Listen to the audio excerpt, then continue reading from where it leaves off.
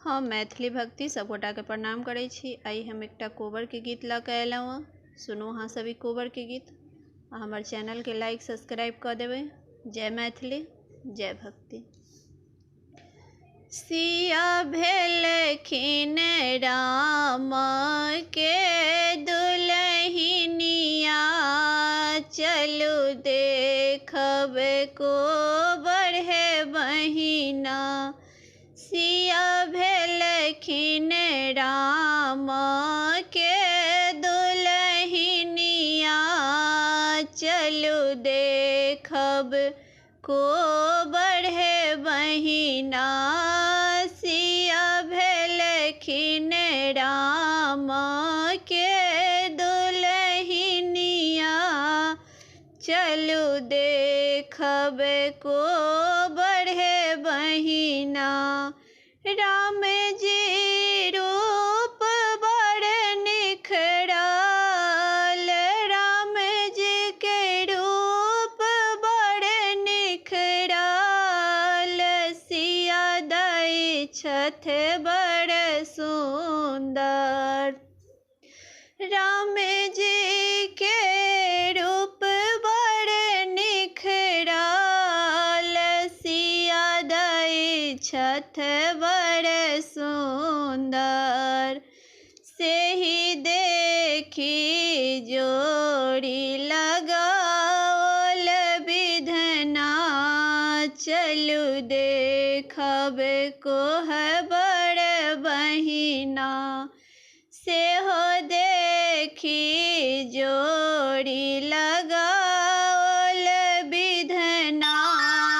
चलू देखब कोबर बहिना।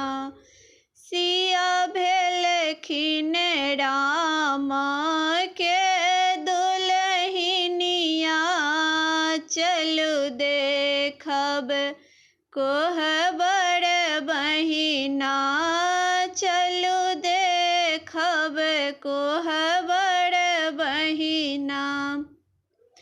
माथे पर मुकुट बिराजे, ललाट पर चंद्रमा शोभे। माथे पर मुकुट बिराजे, ललाट पे चांदन शोभे। सेहि देखी हरस मोर नयनमा, चलू देखब कोबर बहिना। सेहि देखी हरस मोर नयनमा, चलू देखब कोबर बहिना। सिया भेलखिन राम के दुल्हनिया, चलू देखब कोबर बहिना। आंगा में कुर्ता शोभे, पियरी पीताम्बरी चमके। आंगा में कुर्ता शोभे, पियरी पीताम्बर चमके। सेहि देखी हरख मोर नयनमा, चलू देखब कोबर बहिना। सेहि देखी हरस मोर नयनमा, चलू देखब कोबर बहिना। पैरा में खड़ाम शोभे, सिया दाई के साथ में शोभे।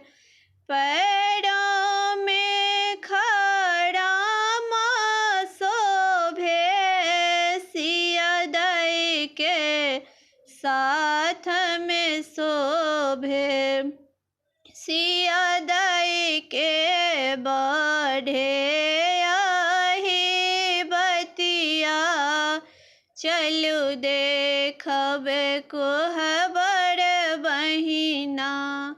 सिया दाई के बढ़े आही बतिया, चलू देखब कोहबर बहिना। सिया भेलखिन राम के दुल्हनिया, चलू देखब कोहबर